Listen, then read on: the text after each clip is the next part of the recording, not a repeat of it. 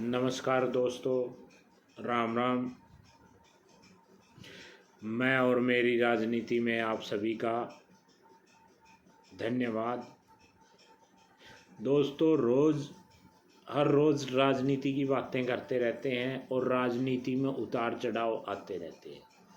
ये मैंने पहले वाली में भी बोला, दूसरी में भी, हर बार मैं यही बात बता रहा हूँ आप सभी को कि चेंज कुछ भी हो सकता है। ये राजनीति का खेल है, इसमें कुछ भी खेला जा सकता है, इसमें कहीं भी कोई भी बदलाव आ सकता है। आज की नई अपडेट है कि निशान सिंह जेजेपी के राष्ट्रीय अध्यक्ष ने अपना पार्टी से, अपने पद से इस्तीफा दे दिया है।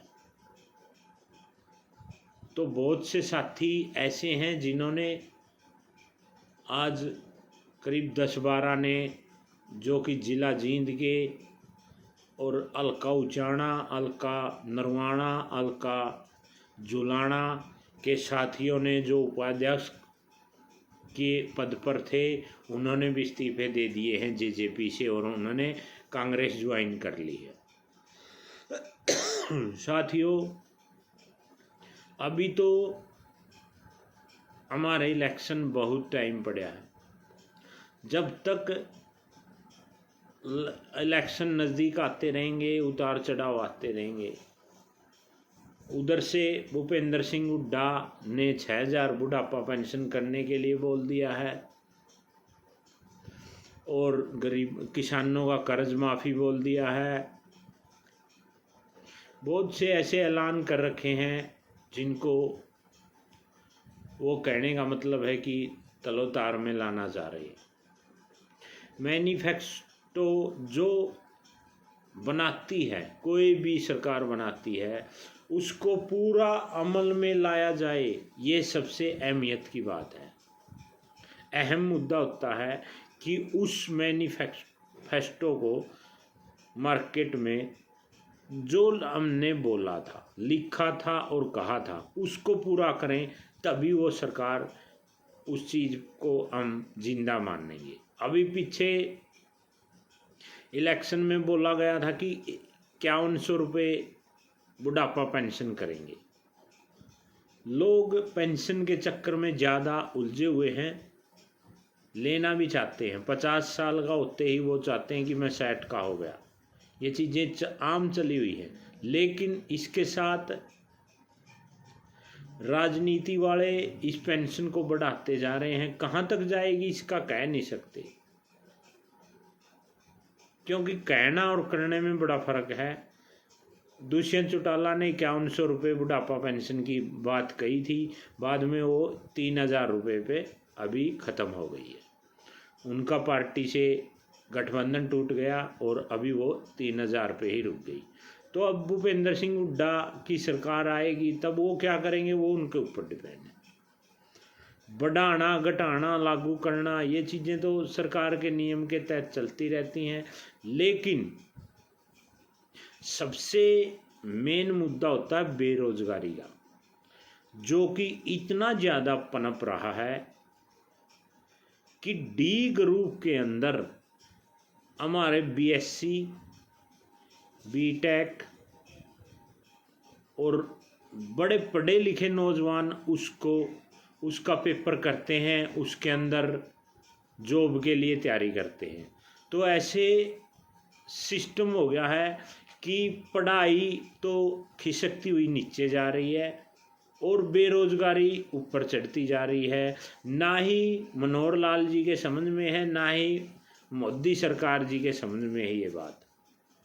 ये तो सच्चाई है कि हर साल की बजाय इस साल जो +2 और 10 के बच्चे हैं, उनकी औसत कम रही है हर साल की बजाय इस साल में।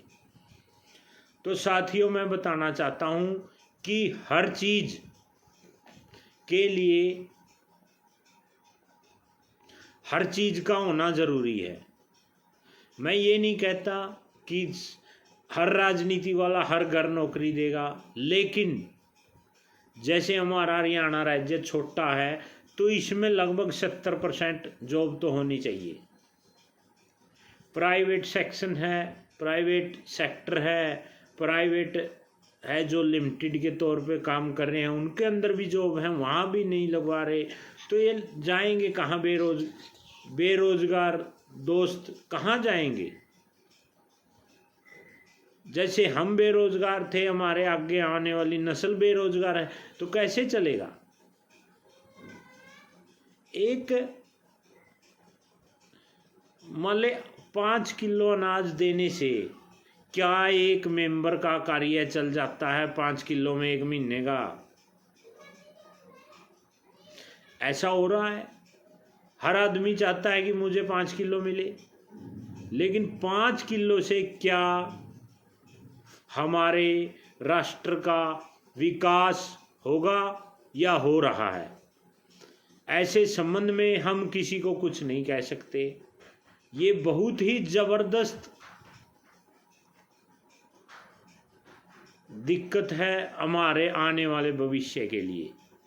और ना ही हमारे जो प्रधानमंत्री जी हैं, मुख्यमंत्री जी हैं, सांसद जी हैं या जो भी है, वो बेरोजगारी के लिए कभी संसद में या लोकसभा में या कहीं विधानसभा में ये चीज़ें पारित करती हैं। ना ही विपक्ष बोलता है, ना ही पक्ष बोलता है। क्यों? क्या युवा नौजवानों के लिए ये घातक नहीं है? जिस परिवार में आदमी के पास जमीन नहीं है और जमीन में कुछ नहीं होता है, एक आध 5-4 किल्ले हैं, तो वो क्या करेगा? खाली उसके 5 किल्ले हैं लेकिन उसके कुछ नहीं है। क्यों नहीं कुछ है?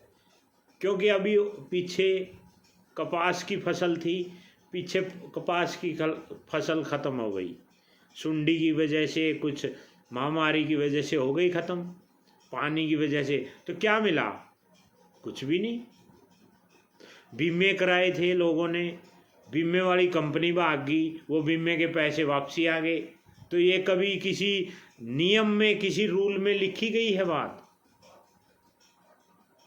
कि जिस आदमी ने बीमा कराया और 6 महीने के बाद उसके पैसे वापसी आते हैं, तो कहाँ बीमा हुआ उनका? कंपनी का भागना किसका कसूर है? यदि वहां पर कंपनी भाग रही है तो सरकार ने क्यों नहीं उस पर एक्शन लिया? या तो सरकार की उसके साथ मिली भगत थी। दोस्तों, ये चीजें उठा नहीं रहा कोई भी। किसान के बारे में कौन उठा रहा है? एक किसान को क्यों लड़ाया जा रहा है? क्या अनाज हम सब नहीं खाते? क्या जो जॉब करते हैं IAS IPS या जो संतरी मंत्री नौकर शोकर सब, क्या वो खाना नहीं खाते? उनको अनाज की जरूरत नहीं है? तो किसान को क्यों मजबूर किया जा रहा है कि वो सड़कों पे आए और सड़कों पे आके आंदोलन करे? इसके बारे में किसी साथी या किसी लोकसभा सांसद, किसी राज्यसभा सांसद या कोई पक्ष विपक्ष, मुख्यमंत्री, CM, प्रधानमंत्री, PM, राष्ट्रपति, किसी ने बोला? सुप्रीम कोर्ट ने बोला? क्यों? क्या समस्या है? इसके बारे में बहुत गहरी तरीके से सोचना पड़ेगा। जो किसान सड़क पर बैठ गया, क्या उसके बच्चे स्कूल जाएंगे? क्या उनको बच्चों को खाना मिलेगा? क्योंकि काम के समय पे वो वहां बैठ गया। ये चीजें कब सोची जाएंगी और इनके बारे में कब विचार किया जाएगा? दोस्तों, मैं ये नहीं कहना चाहता कि आंदोलन अच्छी चीज है, बुरी चीज है, लेकिन मजबूरी में क्या करे आदमी? पहले मैंने बताया कि कपास के बीमे वापसी आ गए, कपास में कुछ नहीं हुआ, ना ही सरकार ने मुआवजा दिया। अब दोबारा शुरू हुई गेहूं। कपास के बाद गेहूं बिजाई की, गेहूं अच्छी थी। तो अभी क्या हुआ? जब वो बाली पे आई तो ओलावृष्टि से उसको नाश कर दिया गया उसका। अब इसमें मैं ये नहीं कहता कि सरकार की कमी है, लेकिन सरकार उन किसानों की तरफ तो सोचे कि उनकी सामनी भी मर गई और साडी भी मर गई, तो वो कहाँ जाएंगे? किसके सहारे पे जीवित रहेंगे? क्या उनके बच्चों को नहीं पढ़ना है? क्या उनके परिवार को खाना नहीं खाना है? क्या उनके परिवार को स्कूल में पैसे नहीं देने हैं? क्या उनके बच्चों को कपड़े नहीं पहनने हैं? क्या उनके बच्चों को कुछ फोन वगैरह या कुछ नहीं देखना है, कुछ खर्च करना है, नहीं करना है? क्या सिर्फ अमीर लोग और ये जो मेंबर पार्लियामेंट या विधानसभा मेंबर हैं, सीएम पीएम अध्यक्ष इन यही लोग एंजॉय करेंगे? किसान क्यों नहीं करेगा? वो रात्रि के समय में भी इतनी मेहनत करता है, सब कुछ करता है, लेकिन राजनीति वाले इसके बारे में क्यों नहीं सोच रहे? अभी शुरू हो गया जाति का नारा, धर्म का नारा। क्यों? किसान हर धर्म में नहीं है, किसान हर जाति में नहीं है, तो क्यों? इन जो भी नारा लगाता है ये, उनके हर गांव वालों ने खोसड़े मारने चाहिए, हर गांव वालों ने उनका विरोध करना चाहिए, हर गांव में उनको बढ़ने नहीं देना चाहिए, चाहे कोई भी हो, किसी भी पार्टी का मेंबर हो, उसको गांव में उसके आसपास बढ़ने ही नहीं देना चाहिए। और जिस पार्टी का आदमी हो, जिस जाति का आदमी हो और वो जाति के विरुद्ध बोलता है, किसी भी जाति के, तो वही जाति को उसकी खिलाफत करनी चाहिए, तभी जाके ये भाईचारा कायम होगा। राजनीति के चक्कर में दोस्तों ऐसा मत हो कि हम बिक जाएं, हमारा कुछ नहीं होगा। मेरे दादाजी खेती करते थे, वो ऐसे ही सेठ लोगों के कमाते थे। मेरे पिताजी खेती करते थे, वो ऐसे ही आड़तियों के कमाते थे। अब सरकार के कमाने पड़ गए, क्योंकि कर्जा ही नहीं पाट रहा, फसल के अंदर कुछ नहीं हो रहा, घर का खर्च नहीं चल रहा, लोन ले लिया उसकी ईएमआई नहीं भरी जा रही, कृषि कार्ड ले लिया उसका साल का ब्याज नहीं दिया जा रहा, और बैंक प्रेशर डालती है कि ब्याज भरो। कहाँ से भरें? मोदी गवर्नमेंट ने 2,000 रुपये दिए, 2,222, यानी कहने का मतलब कि 12,000 रुपये गवर्नमेंट ने दे दिए एक साल का खर्च। कहते हैं कि उससे खाद आ जाएगा। डीएपी का कट्टा 1,350 रुपये का आता है, क्या 12,000 में आ गया? कितने कट्टे आएंगे?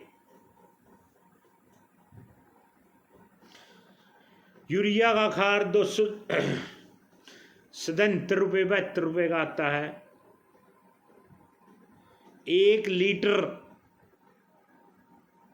2,800 रुपये की आई, जो ब्लैक के नाम से बिकी थी। 1 किले की, 1.5 एकड़ की दान के अंदर उसको डाला गया, कोई सुंडी मारने के लिए, जिसको पत्ता लपेट बोलते हैं, उसको मारने के लिए ब्लैक नाम से 2,500 2,700 रुपये की 1 लीटर आई, और उस पर भी 50% 70% मरा। तो क्या वो 2,500 12,000 में कबूल है?